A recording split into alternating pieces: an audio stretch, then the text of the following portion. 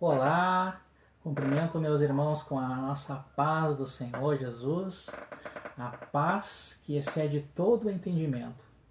Amém, meus irmãos, que a paz esteja convosco em nome de Jesus. Amém. Eu venho trazer uma reflexão para vocês baseada lá em Mateus 10, no capítulo 10, do versículo 13, aonde fala, Jesus instrui seus discípulos: Eu os envio como ovelhas em meio aos lobos. Então sejais astutos como a serpente, ou prudentes como a serpente, algumas versões, e mansos como a pomba. Em algumas versões da Bíblia está simples. Então a importância de nós termos sabedoria, né, em determinadas situações da nossa vida, ao longo da nossa vida, né? Então nós vamos refletir em três estratégias do adversário, né, do inimigo, para tirar você dos caminhos do propósito de Deus, fazer com que você não alcance o caminho do plano de Deus para sua vida. Amém? Uma das primeiras estratégias do adversário, a intenção dele é fazer você retroceder. Vamos lá ler em Mateus capítulo 12, do 43 ao 45. Quando o espírito imundo sai do homem, anda por lugares áridos, procurando repouso, porém não encontra. Por isso diz: Voltarei para minha casa, donde saí, e tendo voltado, a encontra vazia, varrida e ornamentada. Então vai e leva consigo outros 7 espíritos, piores do que ele, e entrando, habitam ali, e o último estado daquele homem torna-se pior do que o primeiro. Assim também acontecerá a esta geração perversa. O que o Senhor, né, vem a nos revelar nessa palavra? Muitos de nós, quando começamos a caminhar com Cristo, Jesus, né, ele limpa a nossa vida. Começa a colocar uma alegria nova, né, começa a colocar novas amizades, né? Existe algo novo e bonito começando no nosso coração. E todas aquelas dores, né, todo aquele sofrimento vai embora. Há um alívio, né? Porque Jesus, ele é poderoso, né, para salvar. Só que muitos de nós, nós não fazemos com que Cristo permaneça, faça uma morada permanente na nossa vida, né, na nossa casa. E nós relaxamos e muitas vezes não queremos também um compromisso maior com o Senhor. Então, Jesus fala, né, que muitas vezes as pessoas elas voltam a cometer os seus mesmos erros que deixavam aprisionada, né, a certas coisas ruins, e tudo aquilo que veio a fazer com que ela tropeçasse, todo o sofrimento de antes vai voltar. E não só isso, mas como um adversário, para não perder, né, você, os espíritos ruins, para não perder novamente você, ele vem com mais 7 espíritos piores do que ele, para que você não tenha mais chance e forças para voltar para o Senhor. Então essa é uma das estratégias que o inimigo faz. Depois que você aceita Cristo, você conhece os caminhos do Senhor, a primeira coisa que ele vai fazer é fazer com que você retroceda, que você volte aos mesmos hábitos de antes, para fazer com que você fique aprisionado em laços e correntes mais fortes ainda. Amém? A segunda estratégia que o inimigo usa para fazer com que você não permaneça ou não alcance, né, o caminho, o plano de Deus para a sua vida, ele vai fazer com que você fique travado, ele vai fazer você travar no seu caminho. Vamos refletir lá uma história bem conhecida e interessante em Números, capítulo 13, versículo 31 ao 33. Porém os homens que com ele tinham subido disseram: não poderemos subir contra aquele povo, porque é mais forte do que nós. E diante dos filhos de Israel inflamaram a terra que haviam espiado, dizendo: a terra pelo meio da qual passamos a espiar é terra que devora os seus moradores, e todo o povo que vimos naquela são homens de grande estatura. Também vimos ali gigantes, os filhos de Anak são descendentes de gigantes, e éramos aos nossos próprios olhos como gafanhotos, e assim também o éramos aos seus olhos. Olha só que interessante, né? O adversário, o inimigo, ele vai usar uma estratégia que é fazer com que você fique travado, que você não avance ou ande em círculos. E uma delas, né, dentro dessa estratégia, é muito comum ele usar três armas para fazer com que você fique travado no seu caminho, que você não avance. Uma delas é o medo. A primeira arma mais comum, né, que o diabo, Satanás usa, né, e os seus espíritos usa na vida das pessoas é o medo. A segunda arma é a incredulidade. E a terceira arma mais comum é a religiosidade. Nós entendemos, dentro dessa reflexão, dentro do medo, né? Vamos começar no medo. O que é o medo? Nós vemos que nessa passagem que foi enviado 10 espias à terra prometida, a terra onde o Senhor prometeu o seu povo. E o que aconteceu? Existiam obstáculos a serem superados. Mas existiu 10 espias dos 12 que inflamaram o povo, que eles encheram o povo de um relatório de medo que seria praticamente impossível eles tomarem a terra de Canaã, a terra prometida. E infelizmente Deus ele não se agradou disso, porque Deus era mais poderoso. Deus vinha se mostrando fiel, vinha se mostrando poderoso com Israel. E o povo de Israel, dentro de alguns milhões de pessoas, se inflamaram de medo e começaram a questionar, começaram a chorar, começaram a reclamar que queriam voltar para o Egito, voltar para a escravidão. E Deus ele se irou com aquela geração. E ele deu um veredito que aquela geração de 20 anos para cima, elas não entrariam na terra prometida. Por eles duvidarem, por eles encherem o coração dele de medo, por eles não confiarem em Deus. Aquela geração de 20 anos para cima, elas morreriam no deserto. Elas iriam caminhar durante 40 anos e morreriam no deserto. E infelizmente, né, por teimosia, né, dessas pessoas, eles condenaram aos seus filhos os seus fardos. E os seus filhos ficaram peregrinando no deserto durante 40 anos até aquela geração morrer. Então os jovens de 20 anos para baixo, eles carregaram o fardo pela desobediência e pela incredulidade e pelo medo de seus pais. Então eles ficaram vagando no deserto com seus pais até o último morrer daquela geração. E infelizmente eles tiveram, né, essa consequência do medo, né, de não confiar em Deus.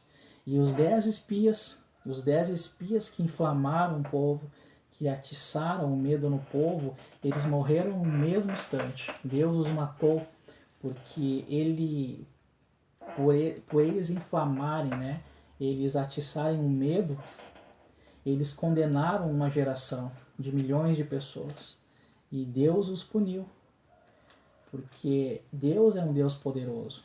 Deus vinha mostrando fiel e poderoso diante de todos os inimigos de Israel.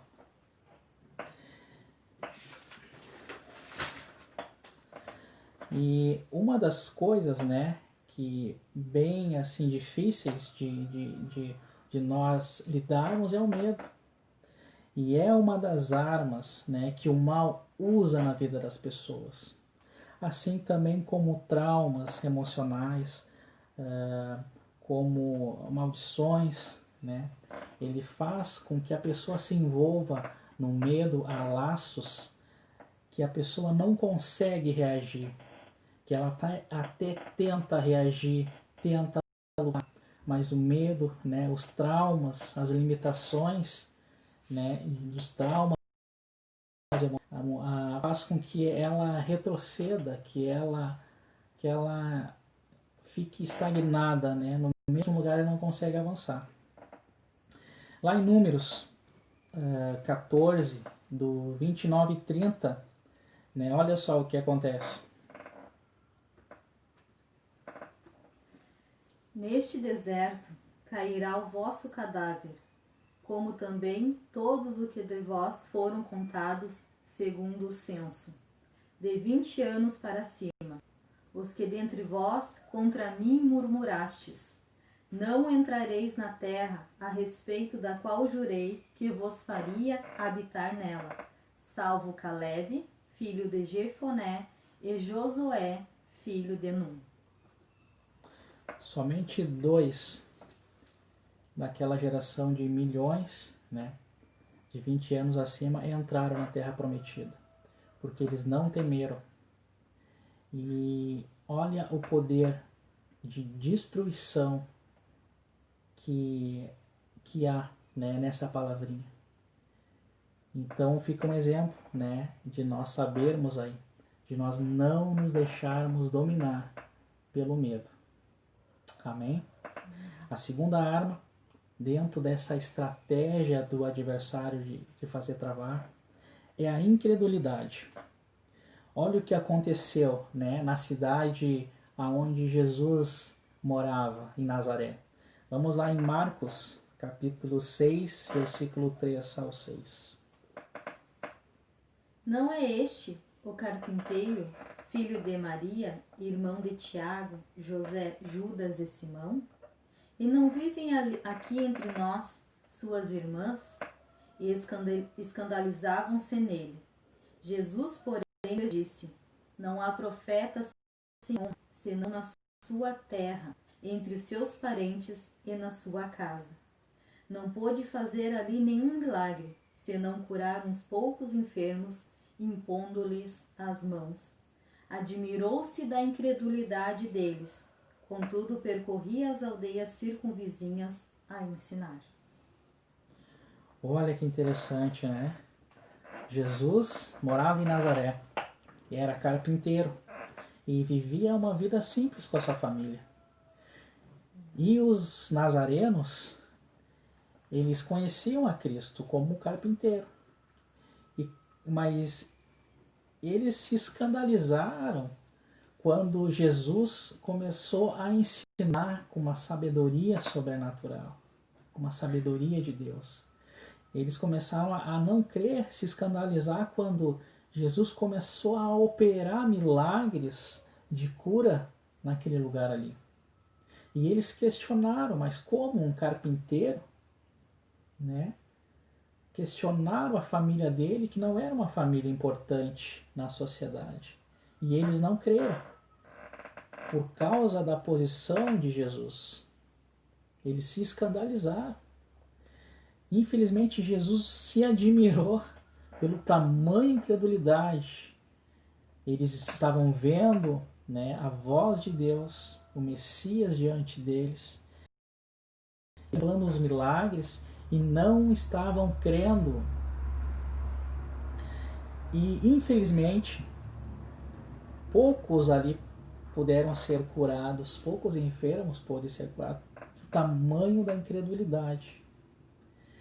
E infelizmente hoje, né, na nossa vida, muitos não creem no sobrenatural de Deus.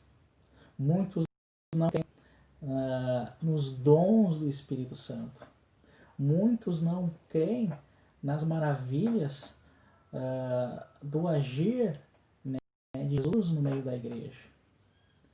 E muitos, infelizmente, eles não conseguem romper, eles não conseguem destravar, né, avançar, e eles ficam travados na sua incredulidade. E por isso que Jesus se admirou de tamanha incredulidade daquele povo, que não conheceu a salvação porque não creu, que não conheceu os milagres, não conseguiu contemplar mais milagres naquela cidade, porque eles não creram. E Jesus se retirou dali e foi pregar em lugares que realmente as pessoas acreditavam no que estavam vendo. Infelizmente,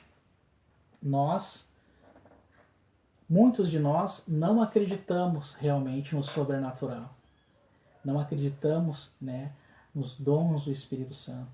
Muitas vezes as pessoas elas criticam uma escola de profetas genuínos, né, profetas de Deus operando e destravando a vida de pessoas. E essas pessoas elas vão continuar, infelizmente, tendo a sua vida travada pela sua incredulidade. A terceira arma que o adversário, que o inimigo usa para travar a vida das pessoas é a religiosidade. Vamos lá em Atos, capítulo 7, versículo 54 a 57. Ouvindo eles isto, enfureceram-se no seu coração e rilhavam os dentes contra ele. Mas Estevão, cheio do Espírito Santo, fitou os olhos no céu e viu a glória de Deus e Jesus, que estava à sua direita, e disse: Eis que vejo os céus abertos e o Filho do Homem em pé à destra de Deus. Eles, porém, clamando em alta voz, taparam os ouvidos e, unânimes, arremeteram contra ele. Olha só que triste, né? O tamanho da religiosidade daqueles líderes judeus. E a religiosidade, né, que estava no coração deles produzia uma inveja tão grande no tamanho, tão grande, né, uma cegueira espiritual tão grande a ponto de matar um homem inocente. Aqueles homens eles estavam com o coração engessado por causa da sua religiosidade. A posição que eles tinham, né, a reputação que eles tinham, o cargo que eles tinham diante do império, faziam com que eles acreditassem ser a verdade. E eles estavam enganados. Infelizmente, o coração deles estava engessado, porque eles não conheciam a misericórdia, eles não conheciam o amor, eles não conheciam a piedade. E olha o que eles fizeram com Estevão. Eles chegaram a tapar, né, os seus ouvidos com suas mãos, porque era demais. Eles não suportavam a verdade do Espírito Santo, a verdade do Senhor Jesus que estavam ali. E eles, né, usando da sua ira, da sua inveja, mataram Estevão. E infelizmente existem muitos homens, né, e mulheres, servos de Deus com o coração engessado, acreditando que por estarem em cargos, né, da igreja, por terem alguma reputação, por serem líderes, estão caminhando no caminho, no propósito de Deus. Estão enganados. Existem muitos hoje, né, por não terem a misericórdia no coração, não terem o amor, não terem piedade, estão matando ministérios, assim como fizeram com Estevão. Infelizmente, há uma religiosidade muito forte no mundo cristão, que literalmente acabam com ministérios, ajudam, são colaboradores das trevas de interromperem ministérios. E essa é uma arma também que as trevas usam para fazer com que muitos de nós, com coração religioso, né, com coração incrédulo, né, com medo no coração, fazer com que nós venhamos a travar no nosso caminho. E assim, né, assim as pessoas elas levam uma vida sem justiça, sem misericórdia e sem amor, sem piedade no coração. E estão no meio cristão. E isso é religiosidade. E se há no meio, né, de mundo cristão essa religiosidade, está colaborando com o mal e não consegue avançar, né, no seu destino, no seu propósito com Deus, assim como aqueles líderes judeus que infelizmente mataram um homem inocente, né? A terceira estratégia do adversário, a terceira estratégia do inimigo para fazer com que você não caminhe no propósito de Deus, fazer com que você não chegue no caminho do Senhor, é fazer você caminhar um caminho paralelo. Olha só que interessante. O inimigo, ele usa essa estratégia.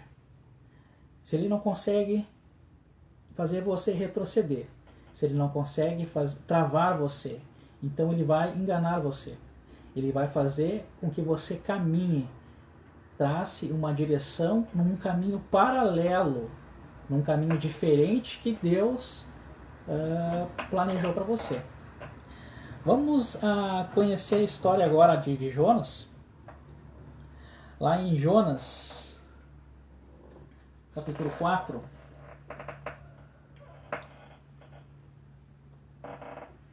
Jonas, capítulo 4, do versículo 1 e 2. Fala assim a palavra do Senhor. Com isso, desgostou-se Jonas extremamente e ficou irado. E orou ao Senhor e disse: Ah, Senhor, não foi isso que eu disse, estando ainda na minha terra? Por isso me adiantei fugindo para Tarsis, pois sabia que és Deus clemente e misericordioso, e tardio em irar-se, e grande em benignidade, e que te arrependes do mal.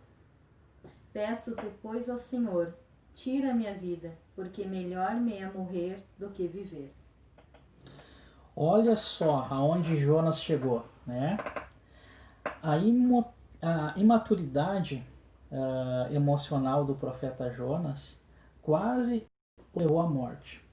Se não fosse a interferência de Deus, a misericórdia de Deus com o profeta, ele teria morrido. Por quê? Porque muitas vezes nós somos imaturos emocionalmente. Nós não seguimos a instrução do Senhor, né? Nós somos contra, nós somos resistentes, assim como o profeta foi. O profeta não queria salvar aquela cidade porque ele tinha um rancor, ele tinha uma mágoa com aqueles habitantes, né? Porque eles eram inimigos de Israel e ele queria a destruição de Israel, aqueles habitantes. E Jonas, né, queria que Deus exterminasse com aquele povo. E Deus deu a misericórdia. E o que aconteceu? Jonas não se agradou da instrução do Senhor e fugiu. E o caminho paralelo que ele percorreu quase o levou à morte. Se não fosse ele se arrepender e se não fosse Deus interferir no caminho dele e fazer com que ele retornasse ao caminho de Nínive, ele teria morrido. E muitas vezes nós somos desobedientes resistentes à instrução do Espírito Santo. E isso pode nos levar à morte. Olha outro exemplo, lá em 1 Reis 13, do 18 ao 22, que fala de um profeta, de um homem de Deus. Tornou-lhe ele: também eu sou profeta como tu. E um anjo me falou por ordem do Senhor, dizendo: faze-o voltar contigo à tua casa, para que coma pão e beba água. Porém mentiu-lhe. Então voltou ele e comeu pão em sua casa e bebeu água. Estando eles à mesa, veio a palavra do Senhor ao profeta que o tinha feito voltar, e clamou ao homem de Deus, que viera de Judá, dizendo: assim diz o Senhor: porquanto foste rebelde à palavra do Senhor, e não guardaste o mandamento que o Senhor Deus te mandara, antes voltaste e comeste pão e bebeste água, no lugar de que te dissera: não comerás pão, nem beberás água, o teu cadáver não entrará no sepulcro de teus pais. Olha só, né? Que triste fim, né, desse jovem profeta. Muitas vezes nós caminhamos num propósito fora né, dos caminhos de Deus, porque nós somos levados ao engano. Por que nós somos levados ao engano? Porque muitas vezes nós atendemos e deixamos em destaque o que nós queremos no nosso coração. Olha o que é interessante, né? Esse profeta jovem, ele recebeu uma ordem do Senhor de não voltar pelo mesmo caminho, né? De não comer pão e nem beber água naquela cidade.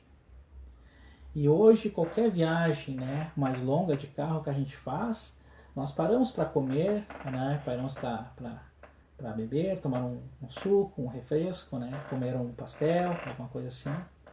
Imagina naquela época, você andando de mula, né, naquele calor escaldante. Então o profeta parou para descansar. E ele estava com sede, ele estava com fome, porque a sua viagem, né, estava sendo cansativa. O que ele mais desejava ali era comer pão, né, e tomar um refresco, tomar um cantil de água, digamos assim. Então, o que aconteceu? O próprio Deus falou para ele não tomar água, não comer pão e não voltar pelo mesmo caminho. Então ele foi levado ao engano. Veio um profeta mais experiente, né, e falou que um anjo de Deus, né, uma terceira pessoa, falou para ele voltar. E ele atendeu esse chamado. Ele foi desobediente. E isso levou ele à morte. Né, o desejo do coração dele, né, de saciar aquela vontade ali, levou ele à morte. Porque Deus pessoalmente deu uma ordem expressa para ele. E com certeza, no final dessa jornada, Deus ia providenciar um banquete para o profeta. Por essa longa jornada e por essa missão. Só que ele não atendeu às instruções. Ele foi levado ao engano. Como muitas vezes de nós. Nós caminhamos, nós traçamos, né, num caminho errado, porque nós somos levados ao engano, né, que está no nosso coração. Muitas vezes queremos prosperidade, queremos algo que desejamos, e o adversário sabe disso. E ele vai colocar situações e pessoas estratégicas, fazendo com que você desvie do caminho, que você volte pelo caminho, que você faz algo que não deve fazer. E você tem que ter cuidado, porque o objetivo do diabo é tirar você para sempre do caminho. É muitas vezes matar você ao longo da sua vida nesse caminho errado. E só você estará sem a proteção de Deus se percorrer no caminho paralelo. E essa é uma estratégia que o inimigo usa e muitos estão caminhando, estão traçando o caminho errado, o caminho que não é o propósito de Deus, porque são levados pelas intenções, pelas inclinações do coração, pelos desejos da alma, né, da vida da pessoa, que não fazem parte do plano de Deus. E essa é as 3 estratégias que o inimigo faz com que você não chegue, né, no seu caminho, que você retroceda, né, que você caminhe um caminho paralelo errado, para que você não chegue no propósito, né, na vida abundante que Deus quer para você. Temos um personagem que é como referência para nós, que é o apóstolo Paulo. Paulo, ele relata algumas coisas que ele passou e ele suportou, porque ele creu no Senhor. Qual é a referência que fala de Paulo? Paulo fala lá em Filipenses 4. Fala em Filipenses 4. Fala em Filipenses 4, do 11 ao 13. Digo isto, não por causa da pobreza, porque aprendi a viver contente em toda e qualquer situação. Tanto sei estar humilhado, como também ser honrado. De tudo e em todas as circunstâncias já tenho experiência, tanto de fartura como de fome, assim de abundância como de escassez. Tudo posso naquele que me fortalece. O nosso Jesus, né, ele nos fortalece. Ele nos deu o Espírito Santo para nos revestir, para nos direcionar, para nos auxiliar na caminhada. Por isso, meus irmãos, não deixe com que você se engane por essas estratégias do adversário. Com Jesus, com o Espírito Santo, você vai sim ser levado ao caminho pleno, o caminho de Deus tem para a sua vida. Nós queremos orar por você agora. Senhor, em nome de Jesus, eu coloco essas pessoas, esses irmãos que estão assistindo, Senhor, essa mensagem. Eu não sei, Senhor, da vida dos meus irmãos, mas Tu, Espírito Santo, sabe. Tu, Senhor Jesus, sabe da dificuldade do coração de cada um. Em nome de Jesus, Senhor, eu te peço que o Senhor venha ao encontro do coração de cada um. Que o Espírito Santo, Senhor, venha a corrigir, Senhor, o seu trajeto. Venha a corrigir a sua bússola, Senhor. Venha a corrigir aqueles que estão retrocedendo, Senhor. Venha libertá-los, Senhor. Venha cair toda a escama maligna dos seus olhos. Em nome de Jesus, Senhor, eu te peço que venha ao encontro do coração de cada um. Venha dar sabedoria, Senhor. Venha dar discernimento, Senhor. Venha colocar pessoas estrategicamente, Senhor, de Deus na vida de cada um, Senhor, para ajudá-los em sua dificuldade. Em nome de Jesus, Senhor, eu profetizo e eu declaro, Senhor, um caminho cheio do Espírito Santo, cheio da presença de Deus na vida de cada um, Senhor. E que não venha ser enganado. Repreendemos todas as armas de Satanás, repreendemos as armas e a estratégia das trevas na vida de cada um, Pai. Em nome de Jesus, Pai. Faça com que cada servo, cada filho de Deus, Senhor, venha caminhar no Teu propósito, nos Teus planos, Pai. Nós te pedimos, Senhor, e declaramos vitória de Deus. Aleluia. Nós declaramos força, a fortaleza do Senhor Jesus na vida de cada um que me assiste. Em nome de Jesus, Senhor, abençoa cada irmão que está assistindo. Que Deus abençoe meus irmãos. Compartilhe essa palavra, envia essa palavra, né?